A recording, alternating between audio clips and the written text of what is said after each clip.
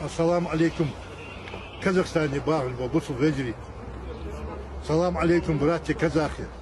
Сегодня мы здесь собрались в Ингушетии, в республике Ингушетии, в столице Магасе, чтобы помянуть наших павших. Сегодня 81 год, как выслали наших отцов, матерей и старших братьев и сестер. Попали они в северный район Казахстана. Основная часть населения, ингушского населения, была переселена, и чеченцев тоже, в Костанайскую область, Кокчетавскую область, Павлодарскую область, Карагандинскую область, Акмолинскую область. Я родился сам в Костанае в 1946 году. И я помню с 1951 года, я все помню. Помню, как нас поддерживали казахи местные. Большое спасибо им. Поддерживали ингушей, чеченцев, карачаевцев, балкарцев. Относились как к братьям своим.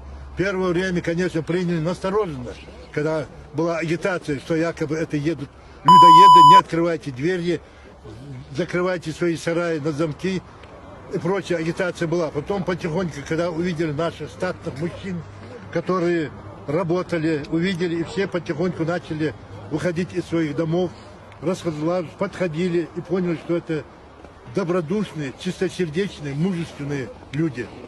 И с тех пор у нас с казахским народом завязались братские отношения. По сегодняшний день, когда говорят о казахе, у нас такое, вот как будто кровью моей матери воспитанные они. Вот такая любовь у нас к казахам. Алхамдулиллах. Хорошо, что сегодня мы вернулись на родину, заимели свою республику, восстановили свою республику. И сегодня мы отсюда шлем братский привет казахскому народу.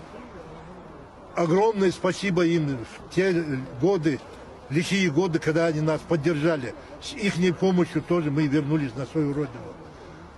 Достаточно вспомнить одного Алжаса Сулейменова. Сегодня здесь, в этом городе, есть улица Алжаса Сулейменова. Что он писал о чеченцах и ингушах.